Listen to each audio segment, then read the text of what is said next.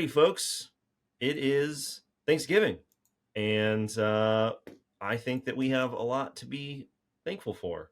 So there's been some major news, some huge news, some not unprecedented news, just a lot of big news in the world of rulemaking, and not just with CMMC. So we're gonna gobble all that up today. We're just gonna peck at it bit by bit, Jacob, and see where we get here.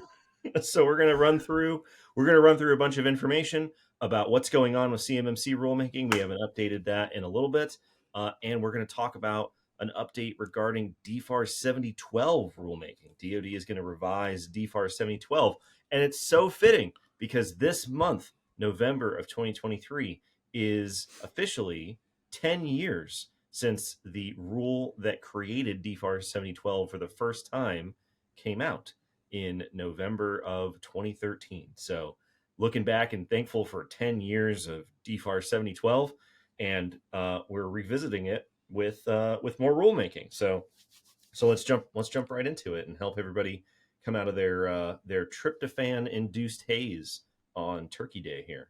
Okay, so the big update for CMMC rulemaking happened last week. By the time people are probably listening to this, possibly 2 weeks ago by the time you're hearing this. And so the regulatory review of the CMMC rule is almost complete. And so for people that need to get caught up, all rules, which are otherwise known as regulations to the Muggle world, have to go to OIRA for what's known as regulatory review. That is the Office of Information and Regulatory Affairs, as part of the Office of Management and Budget. So all executive branch agencies that go through the process of creating regulations have to send those regulations or rules to OMB, specifically to OIRA, for regulatory review. It's how the red tape works. It's how the sausage is made. It's how the heart of the bureaucracy beats every day. And so from the time that DoD announced CMMC 2.0 in 2021 to July of 2023, we were waiting for DoD to submit the rule for OIRA's review. That was the big signal that the rulemaking process was then starting to turn a corner, because everything before submission means the DoD is still changing things. They're still doing internal reviews. They're still, they're not just dotting I's and crossing T's. They're actually making edits. They're making changes. They're deliberating. They're doing a bunch of stuff. But once they submit it to OIRA, that was the signal that if there were not more red tape to go through, that would be the version of CMMC that DoD would apply to the DIB, which is, a huge signal. So that happened on July 24th. And, based off of our analysis of how long it takes for OIRA to review these rules, it should have taken about 66 business days to go through the review process and then go to the Federal Register for publication.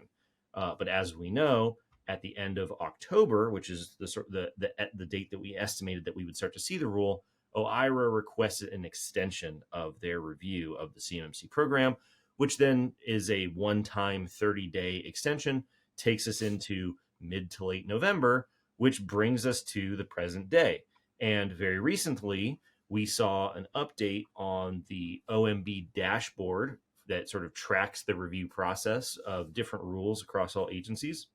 And all 8 of the CMMC documents that make up part of the rule have cleared OIRA's review process. So this is the CMMC scoping guides for levels 1 through 3, the CMMC assessment guides for levels 1 through 3, the CMMC hashing guide, and the CMMC model overview. So all of the CMMC documentation is part of the rule. That's part of the reason why the rule is rumored to be so long, is because if you stacked up all of the documentation and all of the normal stuff that has to go into a rule, you end up with something that's like 150, 200 pages long, right? Let's see. So as of November 16th is the date that we have. As of November 16th, OIRA completed their review on all 8 of those documents. The only thing that we're waiting on now is for OIRA to complete their review of the 9th and final piece of the rule, which is just all of the administrative checks, all the analyses, all the estimates, all that stuff that happens to be printed at the front of the rule.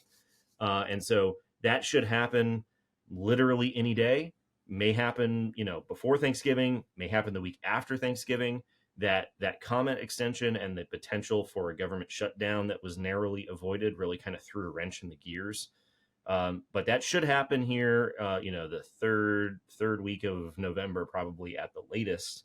And so we would expect that the program rule documents, the ninth and the sort of missing document here, is definitely going to get the thumbs up before the end of November of 2023. So I mean, they're done with their review. Essentially, they're probably just getting signatures and whatever the other steps on the checkout process are. Well, that was going to be one of my questions is that you said that all 8 of these, and this is great news, all 8 of the 9 documents have been processed through or completed their review. Is it a process where it is consecutively happening or concurrently happening? Oh, yeah. So this happened. This was very, very strange, right? So there's this, when we talk about the CMMC rule, right, we were talking about one thing, and the CMMC documentation, the scoping guides, the assessment guides, the overview, the hashing guide are part of that rule. Now, famously, like a week after DoD submitted the rule to OIRA, those documents were found online. Now, there's all sorts of conspiracies about why they were put online. I don't think that there is a smoking gun anywhere about them like purposely leaking the documents or anything like that.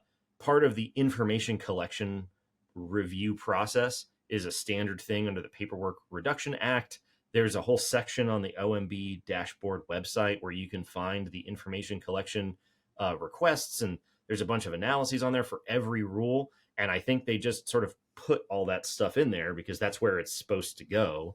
And sure. I think maybe OIRA was unaware of the level of attention that this rule has surrounding it. And so when they showed up online, everybody's bots and scripts that are scraping the OMB website for any sign of change found them, and everybody was like, whoa, what's going on? So now when we talk about, what's going on with the structure of the rule has a bunch of stuff that has to go into it. There's Paperwork Reduction Act analysis. There's the preamble to the rule. There's the justification explanation for the rule. There's regulatory flexibility analysis for the rule. There's all the cost estimates for the rule, both for the government and for the public. There's a bunch of stuff that has to happen in the steps of rulemaking, and that stuff is documented in the rule. And then on top of that, you have all of the CMMC documentation itself as part of the rule. And so you've got this like whole thing of the rule that's made up of many parts. So we saw, a little while after the rule was submitted to OIRA, meaning the documents too, we saw the documents updated on the dashboard with a separate received date, right? So essentially that caused people to say, well, is the rule going to be reviewed and published separately from the CMMC documents? We don't believe that that's going to happen because the documents are the rule is the documents. Yeah, and we've seen in the documents how they reference the rule, right? So like how you're going to give me these documents here, they're fresh and released. If you need to better understand it, reference 32 CFR part, blah, blah, blah, right? And then you're like, well, I can't reference that right now because it's still behind. It has to come out together. The question that I have is that like, is there one team that's working on all of these 8 CMMC documents and another team that's just making sure that they are informed about the documents as they're going through the rule and they have to do it? Or did they go through all these 8 documents and they've gotten those ready to pass on and now they're going to start on the rule? And I don't think that that's logical because the timeline's not there. Yeah. I think the only reason why there appears to be separate dates for submission for the documents and the rule, as much as you could even separate them, is just the limitations of OIRA to post extra documents, right? Now, we're going to talk about this when we talk about the comment period, but I think that they're posting them individually in order to facilitate public comments. That way people aren't dumping a mountain of comments all on one 200-page document. You can submit your comments on the assessment guide. You can submit your comments on the model document, on the hashing guide, on the rule. You can submit your documents individually across all these things rather than having to submit them all together. But they will all be published and available for comment at the same time. but they will be separate links for where to submit your comment, if that makes sense. All right, so we know that the rule and all the pieces of the rule should be published at the same time, but let's talk about when we think it's going to be published. So, our original estimate was 66 days from its submission to OIRA in late July. The problem is that 66 days was an estimate that includes how long it takes OIRA to review and how long it takes the Federal Register team to publish the rule. So we had the submission from DoD, we have the review by OIRA. Once it's done being reviewed by OIRA, it gets sent to the Federal Register team, and they're the ones that publish it. Now, based off of what we've seen in the past, it can take 1 to 2 weeks for the Federal Register team to publish a rule once they receive it. So if DoD is wrapping up, if OIRA is wrapping up, I should say, this process here at the end of November, and they send it over to the Federal Register team right before Thanksgiving, right after Thanksgiving, right around that time frame, then there is still a chance that the rule could be published in November. But there's also a chance that it could be like the first or second week of December. And that's strictly just because of, how much capacity does the Federal Register team have at this time of year? This tends to be the busiest time of year for this sort of thing because all the government's, folks are wrapping up their work before they go on the holidays. So they're jamming out a bunch of stuff to get published before they leave town. But yeah, so, it could still be November. In my mind, I would say most likely it would be the first week of December, but it's anywhere in that 1 to 3 week window, strictly just to see, when does the Federal Register team get it?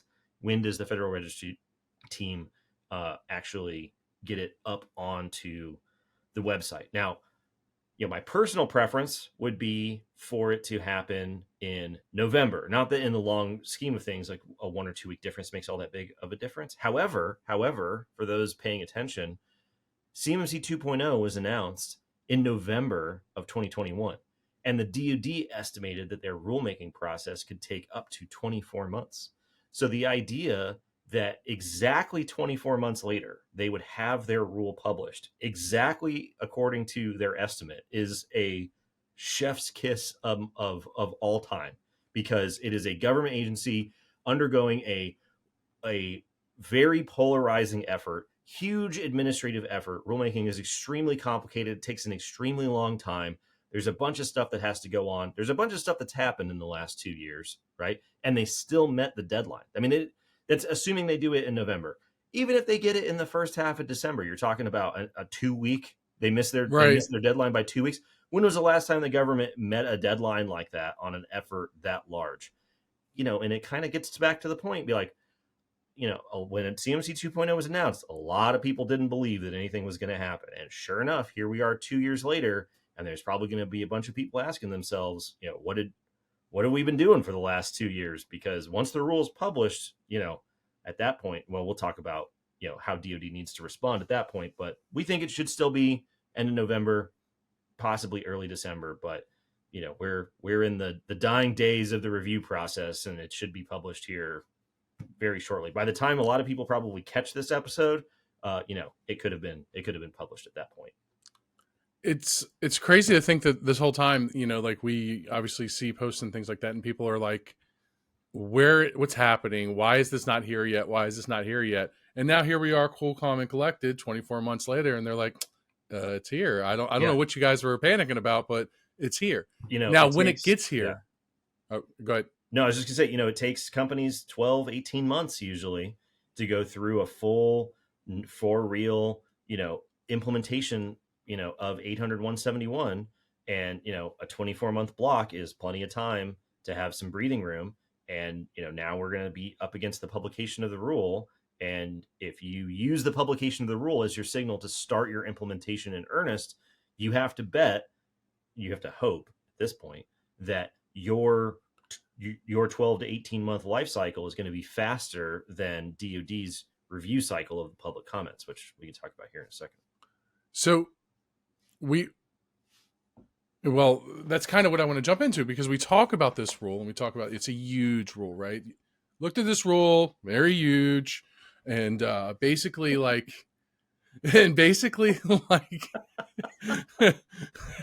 I want to know, like, because it's so large, because there's so much impact on the rule, is that comment window going to be longer than the typical window, or what's going to happen, Yeah, right? it could be. So, the typical sort of standard fare is 60-day comment periods. And I feel pretty confident that the rule will be published with a 60-day public comment period. But it's also very likely that the comment period will be extended.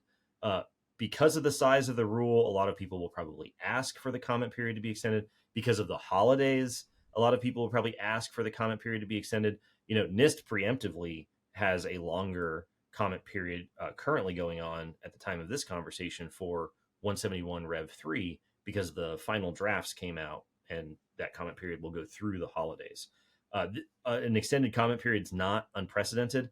The DFARS rule in 2016 that revised DFARS 7012 to the version that we still have today in 2023 had its comment period extended. There's some other examples of recent rules that have had their comment periods extended. The ones that come to mind are the federal information system rules that we talked about, where they've got the cost estimates for 853. It's a FAR rule for incident reporting, a FAR rule for security requirements for federal systems. Those comment periods were extended, as well as the request for comment on regulatory harmonization. And these are all separate offices from DoD. So this time of year, this size of rule, the level of attention on the rule, I could easily see the comment period being extended by 30 days. So it could be 60 to 90 days. Now, the public comment period starts as soon as the rule is published. So assuming that this rule comes out last week in November, first or second week of December, you're talking 60 to 90 days from that point. So that public comment period is going to wrap up in, Q1, maybe early Q1 of 2024. And so, yeah, I would expect that that's going to go from end of this year into Q1. That comment period could be extended, but it's the holidays. So if people aren't really paying attention until they get back in January, everybody's going to have their work cut out for them because there's a lot to read. There's a lot of stuff going on. We've all been waiting for all this time and everybody's been itching to submit their comments. So I'm sure there's going to be a bunch. I think on the 2020 CMMC rule, they said they received about 850 public comments, which for a DoD rule is literally off the charts. So I think we'll probably get more than that, honestly. But it's also around the holidays, so we probably won't know until towards the end of that comment period. So for 2 years, one of the phrases that we've heard an awful lot is DoD's intent, DoD's intent, DoD's intent, right? And so now that the rule is going to be published, will it be time for us to finally hear like all these updates about what the DoD's intent was, and this was our intent to do that, and this is what we carried forward? Or will we have people from responsible for rulemaking on every webinar from here to God's End telling us about every detail of rulemaking, or how does this work? Well, so it'll be a little delayed, I think, from what people expect. So I don't think we'll ever get back to the the glory days circa 2019, 2020, where there were multiple DoD folks on multiple webinars seemingly every day of the week leading up to the publication of the rule. The way that it works, the quirkiness of rulemaking has meant that once DoD submitted the rule in July, they're not allowed to officially talk about the rule at all. Because if you tip your hand about any specific information that's in the rule, then once the rule comes out, people could say they had an unfair advantage, and then it causes all sorts of issues. And so OIRA's real job is to try to minimize legal actions, against the procedure and process of rulemaking to the greatest degree possible. So they're like completely muzzled. DoD is completely muzzled from July until the rule is published. Now, once the rule is published, they are still somewhat limited in terms of what they can go out, not necessarily what they can say, but where they can say it.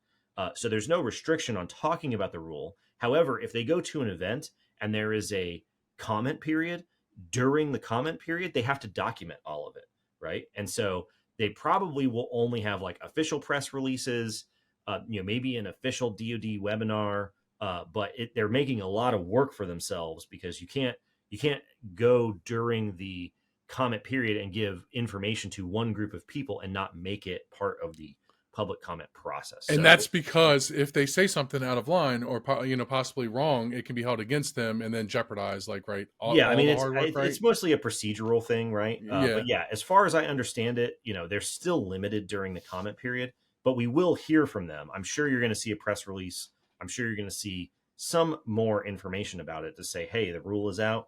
But given the amount of energy that's built up in the ecosystem, both for and against CMMC, I have a feeling probably nobody will even hear their announcement because it's just going to be total pandemonium with the fact that the Mm-hmm. rule is finally out, even though honestly 2 years is not a lot of time, everybody. I know it seemed like a lot of time, but looking back on it, CMC 2.0 got announced not all that long ago. That's only two budget cycles. 2 years in terms of IT and security upgrades, not that much time. So yeah, they'll still be limited. Now, once the comment period is over, then as far as I understand it, the leash is essentially off because they're out of the official comment period. The rule is done. They've received all public comments, and they can do and say essentially whatever they want to regarding the rule at that point. So they can do and say what they want about the rule because there's going to be a rule and it's about to be published.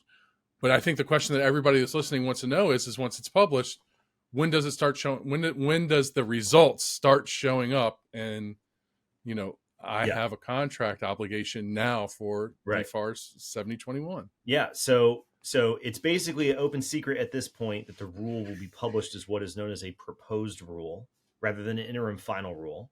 And the only difference, as we've talked about before, is when the rule goes into effect. A proposed rule, which is the traditional way of doing rulemaking, the normal by the book process, is a agency publishes a rule. There's a public comment period. They take those public comments, they categorize them and group them together. They respond to the themes in the comments, possibly make small changes to the rule, not major changes, just small changes.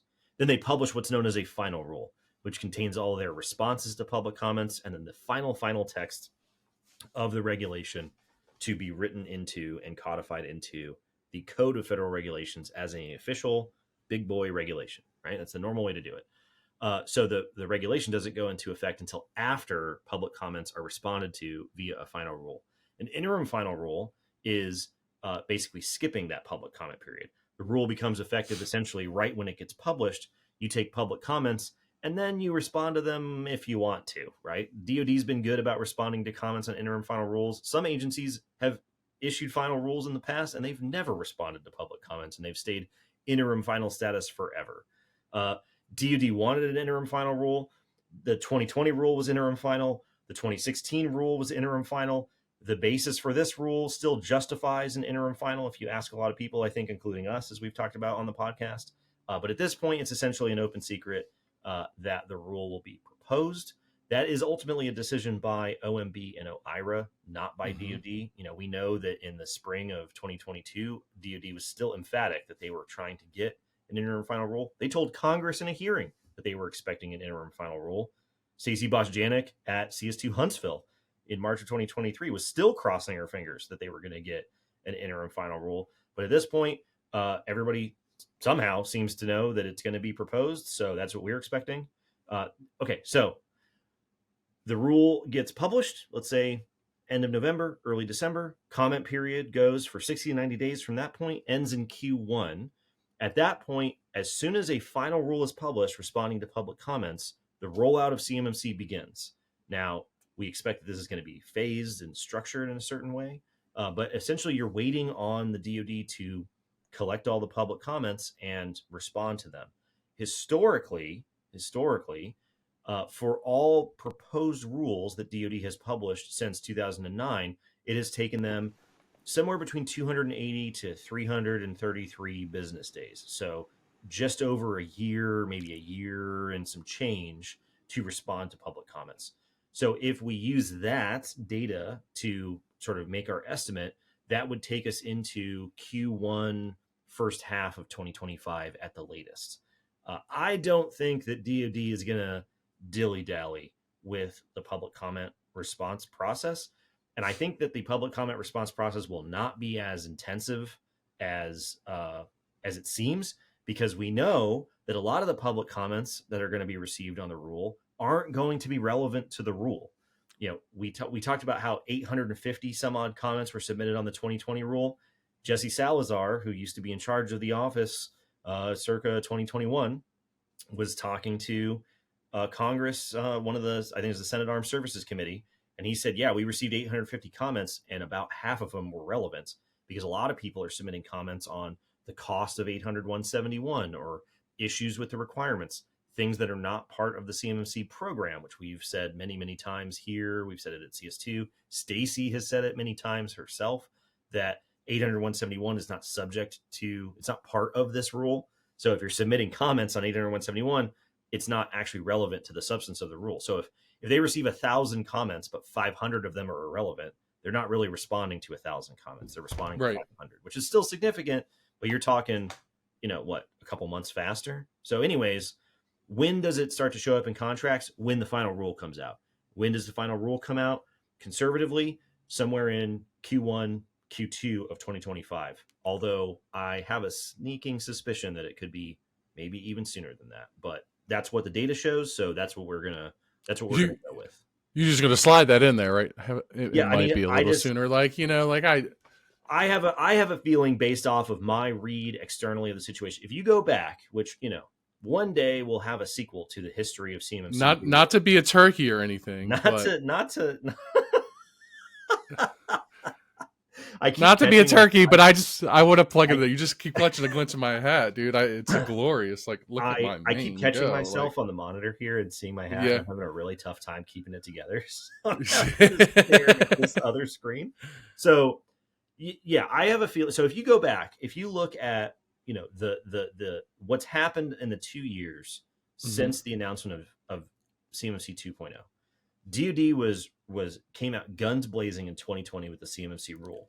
And then the backlash and the response to CMMC for various reasons caused everything to basically shut down in 2021. That's when Congress was looking at it. That's when GAO was looking at it. That's when DoD was looking at it internally. And we really didn't know what was going to happen with CMMC at that point. It was up in the air. If they were going to kill it, it would have been in 2021. And sure enough, at the end of 2021, not only did they not kill the program, they came out and said, we're going to do rulemaking to codify it at 32 CFR, which I know sounds like a very obscure thing, but it was a huge signal at that point that after all of this review, after all of the backlash in 2020, after a year of going through everything, GAO, people outside DoD, they still determined they were going to do it, and they were going to commit to paying the significant administrative cost of going through more rulemaking, which is it's not a small undertaking. So if you look in the spring of 2022, DoD got up in front of Congress and they were like, we're doing interim final rule. We think it's going to be out in the fall. We think it's going to be in contracts in 2024. That's when we were doing our updates. This is what they told Congress. And so it was like, go, go, go, go, go. And then they came out and they said, we think we'd go even faster than that. And everybody was like, here we go, here it comes. And then nothing. We didn't hear anything. And it didn't happen until the fall of 2023 that they were like, we don't know if it's going to be interim final. We're hoping for interim final. Something happened, right? We don't know what it is, but something happened in the fall of 2022 where something changed. I feel like with OIRA, something, I don't know. You fast forward into 2023, and then they're like, yep, it's going to be published by the end of the year, probably in contracts by 2025-ish, something like that. And that's the timeline that we're currently on. So after I bring all that up to say, I feel like DoD hasn't lost their desire to get started. And if not for the reviews and the rulemaking and all the stuff, right, they would already be almost done with the rollout of the CMMC program. So I don't think that they are going to take their time with thinking about responding to comments. I think they're going to respond to those comments as fast as possible. The data says first half of 2025. Just know that's not a hard and fast rule. It could be sooner than that. You would think that with all of the EOs out there and all of the congressional hearings and things like that, and all of the regulations and requirements that are being shunned into cybersecurity and unifying cybersecurity, all the strategies that it's associated with, not to mention the fact that it's taken forever, that they're eager and itching to get it done, right? But I think they're still like cautiously eager to the point where they're like, we want to get it done quick, but we don't want to get it done quick and completely fumble the ball, right? Yeah, I mean that's And part of so the like reason that's why a it takes so long. little Yeah, weird balance to get there. Is like, let me be fast, but let me be efficient. You right. can't, like And this is the irony of rulemaking, right? Is that the public comment process is an inherent part of the democratic process as much as it sure, can be of rulemaking. But the irony is that in order to have the rule be as close to what is going to happen as possible, the rule essentially has to be done by the time it's published for public comment. So there sure. isn't really a lot of wiggle room left by the time the rule is published because you've done all of this analysis and red tape prior to the publication window. Remember, we had in June we had an episode that said we're expecting it to get submitted to OIRA any day, and then they took a detour and stopped at the Small Business Administration, and they sent the rule to SBA, which is not really on the normal sequence of events. It doesn't have to go to SBA before it goes to OIRA, but they took it over there. My view of that is they're preempting the comments about small business impact by saying the Small Business Administration already looked at this and they said, yep, go ahead and do it. Mm-hmm. So they sort of like, they don't nullify the small business comments. They're still valid, but they're stacking the deck to make sure that when the rule comes out, they've anticipated what the public comments will be. And they already know what a lot of those are going to be because they had them in 2020. So anyways, the data says Q1, first half 2025. Could sneak in a little bit earlier, but you're still going to have 500 plus probably comments to get Mm-hmm. through. They're not going to be small comments, so it's still going to take them several months. But once the final rule comes out, that's when the rollout will start.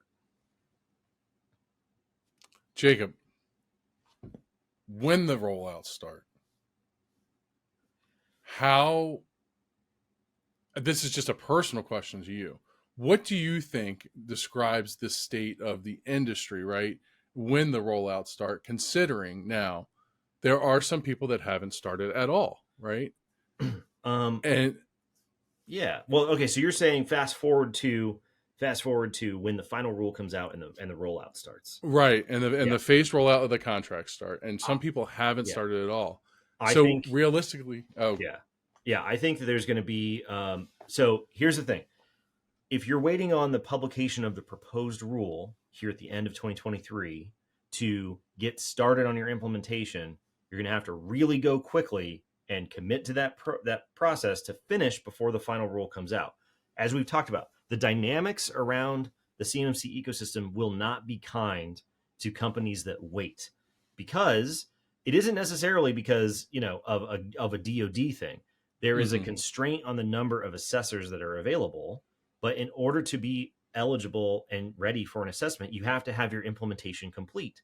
So if you aren't ready when the final rule comes out and then C3PAOs can do their assessments, then you're going to be waiting to finish your implementation as the line gets backed up and backed up and backed up and backed up. So it will absolutely, be much longer for you to be able to get an assessment if you aren't ready right when the assessments are available. And that's not because we're rushing and telling people you need to get your assessments as fast as possible for the sake of getting your assessment. That's a different argument. We're just saying we all know that there aren't enough assessors. So if you aren't ready to get signed up for an assessment right when they're available, the line will get longer and you'll still be working on your implementation. The other thing that we know is that the DoD does not have the ability to prevent the large prime contractors yep, from asking their suppliers to go get CMMC certified as soon as possible. absolutely, And so the DoD is planning on doing what's called a phased rollout. CMMC 1.0 had a phased rollout famously. They were going to stick it into certain groups of contracts from 2020 until 2025. DoD has previously said that this would be a multi-year phased rollout similar to 1.0, probably 3 years rather than 5 or 7 years, but we don't know. We'll have to wait for the rule. So DoD is going to stick the DFARS 7021 clause that says go get a CMMC cert into groups of contracts over the course of multiple years. The problem is that won't stop the primes from saying go get your CMMC cert now if you want to be in our supply chain, be a preferred supplier, this and that. That has nothing to do with whatever contract the DoD happens to put CMMC into, that's a separate market dynamic that's going to push suppliers. So you're going to have assessor constraints. You're going to have prime contractors pushing people to get more certifications. So if people aren't really ready to go in Q1 of 2025 ish, then you're probably going to be dealing with some major backlog issues, which isn't the technically that's not the end of the world. However, you are betting that your competitors didn't get out in front of you. You're betting that your customers don't have other alternatives. Like, there's just a bunch of things that you then have to hope are going to break your way, which, they couldn't. Like we say before, business is about taking risks. But if you wait to start your implementation until the final rule is published, then you're going to be years behind at that point, and you just have to hope that that's going to work out. And I don't think that it's going to work out for as many people who believe it's going to work out for, just because of the way the market's going to change. We have seen an amazing amount of cases where primes have kind of nudged at this is the direction they're going to go with their supply chain, right? Hey, what do you guys got going on with 171? What are you doing with this? And so, like, now, if we look at the state of how things are, you're looking at a rule that is on the doorstep, right? It's not like you're looking at the weather report in the morning and it says it might rain, so you might take an umbrella with you. You're looking out the window. There's rain coming from the sky. Yeah. You need to take the umbrella. So more so what we will see is that nudging starting to happen a little bit more aggressively, right? Yeah. They're going to be like, let's sort. Yeah. CMMC is not the weather, right? It's climate change, right? And the world is warming up, and we already know what's going on, right? It was the signal that they were doing rulemaking in 2021 was the first one. The signal that they submitted their rule in July of 2023 was the next one. The signal that OIRA is done with their review and didn't kick it back to DoD is the next one. The publication of the rule here at the end of 2023 is the next signal. The last thing after that is just the publication of the final rule. And at that point, C3PAOs can give assessments. People can discriminate against you for not having the cert.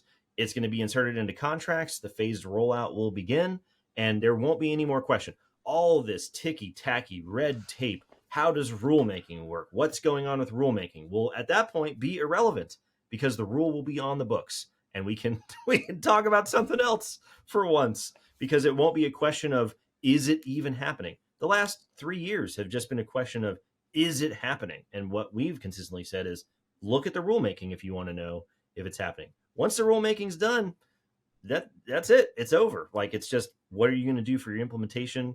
How soon are your customers going to demand it of you? So if you're looking at the turkey in the oven, the little white buttons popping turkey's out. Turkey's almost done. So time to take it out, let it rest before we carve it up. Yeah. Now, speaking of, dude, I was sitting on that one for a while too. That was good. Hey, so if we let's look at things here right before we get out of here. Right, there's one more. So now that I can't believe that this is the second thing that we're talking about. I can't believe that this is like a footnote to the I thought you would lead with it, but before we get out here, Jacob, what other rulemaking updates could there possibly be that for us to talk about, right? Pass the gravy, everybody. Pass the gravy. This is the gravy on top, because DFARS 7012, the center of gravity of all of the DFARS cybersecurity clauses, DFARS 7012 is what tells you to implement 800.171. CMMC assesses 171. So without 7012, there is no CMMC. Without 7012, there is no 800.171. Without 7012, there is no saga of DoD cybersecurity regulation. And like we said before, this is the 10-year anniversary of DFARS 7012 being a thing. And what does DoD announce? They don't really announce it. It just sort of pops up on one of these reports that come out every week. They're going to do DFARS 7012 rulemaking. They're going to revise the DFARS 7012 clause.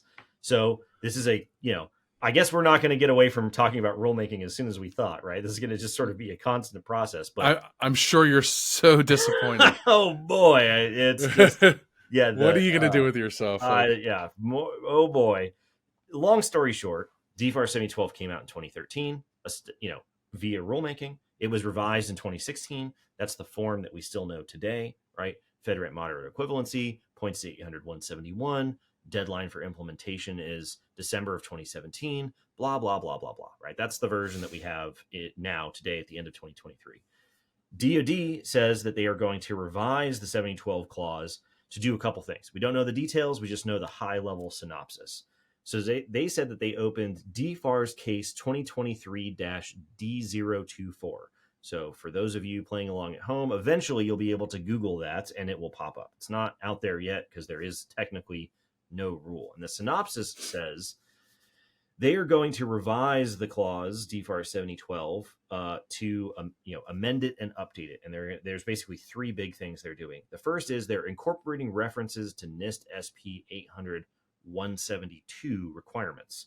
So if you think about the way DFARS 7012 exists today, it incorporates 800-171 by reference. It says implement adequate security in non-federal systems, includes applying the requirements inside 800-171.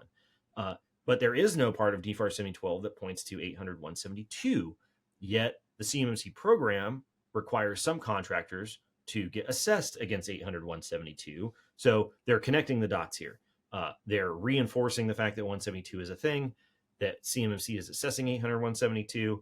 When DFARS 7012 came out in 2016, there was no 800-172. So time to update it and point it to 172, just like they do for 171. Pretty straightforward. Let's see.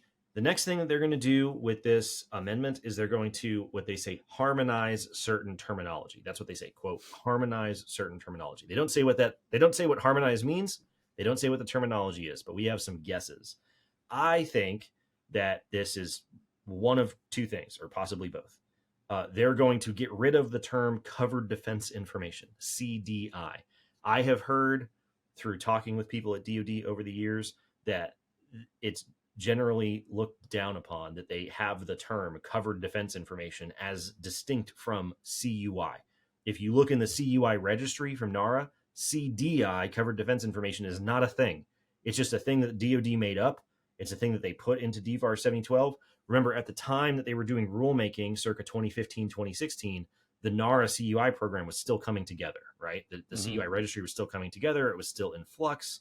So they had to pick a term. That's what they picked. But generally, from my understanding, is people inside the Pentagon don't like the fact that they picked a different term. So I feel like they're going to get rid of CDI and just stick it straight to CTI, covered, controlled technical information, CUI, controlled unclassified information, the standard vocabulary of the NARA CUI program. So that's what I think they mean by harmonize certain terminology. However, one other thing they could harmonize, could really use some harmonization, DoD, if you're listening, is FedRAMP moderate equivalency.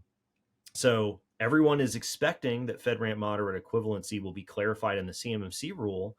But now that we see that they're going to revise DFARS 7012, I'm not sure that we will see it in the CMMC rule, because FedRAMP moderate equivalency is in 7012. So why would the CMMC rule clarify something that's in that 7012 That's a solid point. So I think that maybe we're going to see something in the CMMC rule talking around FedRAMP moderate equivalency, but it'll actually be harmonized and clarified in this 7012 update. We don't know. That's pure speculation, but harmonize certain terminology is a very broad bucket, and they certainly need to clarify and harmonize what the heck equivalency means. Harmonize is a hot button word, or a hot word in the government sector for Harmonize, the past, 18 months. Yeah, they're all about all of government. Harmonize. It's one of their favorite ones. So harmonizing certain terminology, I'm all about it, because then we don't have to explain what poor people don't have to Google what's going on with 7012 and CMMC, and there's CDI and CUI and equivalency and this and that and this and that. The more that they can normalize, harmonize, whatever, get that vocabulary as small and as consistent as possible, it'll be better for everybody. Okay. The third thing that they talk about here is addressing international agreements. I think that will probably perk up some people's eyebrows and make them sit forward, because everybody's waiting to see what is going to happen with the CMMC rule for international situations. But the requirements that CMMC is assessing stem from DFARS 7012. So maybe the 7012 rule is where they will actually explain what's going on with international agreements, rather than the CMMC rule. So that's very, very interesting. And then the last thing that they have on here, it's sort of a fourth item, but we don't really know what it means. Streamline the vendor identification process. I don't know what they're talking about there. I don't know what part of DFARS 7012 currently exists that would be considered, or would be, somebody would look at that and say that's vendor identification. Maybe that's the FedRAMP equivalency part. I'm not sure. Yeah. Well, that's what FedRAMP Marketplace is for, is to identify vendors that have met the standard. So something to do with streamlining.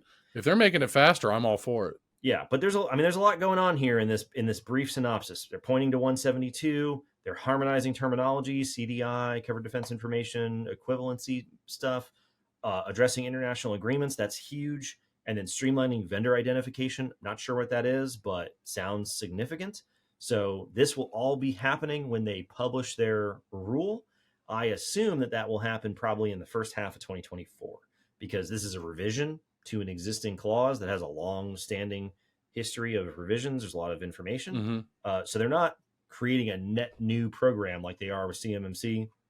They're not creating a bunch of stuff from scratch like they are with CMMC. So I expect that this rule will come out pretty quick, and I expect that the rulemaking process for this one will happen pretty quick. And sure enough, that probably lines up directly with what's going on with CMMC rulemaking as DoD publishes and then adjudicates comments through 2024. What do you know? 7012, CMMC, turkey, gravy, mashed potatoes, cranberry sauce. It all goes together, right? It all goes together. But big things happening in the world of rulemaking right here at the end of the year, just like DoD said it would. Yeah. When has DoD ever not met one of the things that they said they were going to do? I mean, this is, how could anybody doubt a DoD timeline estimate? But here we are 2 years later, and it's really happening.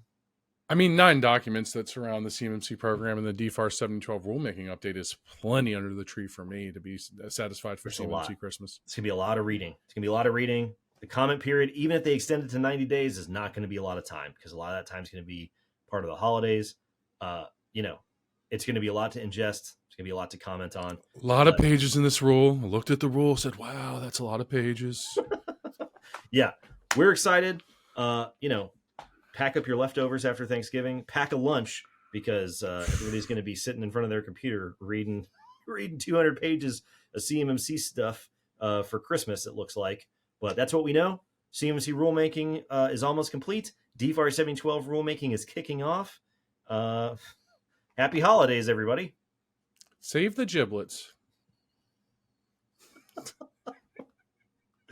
We should just end on that.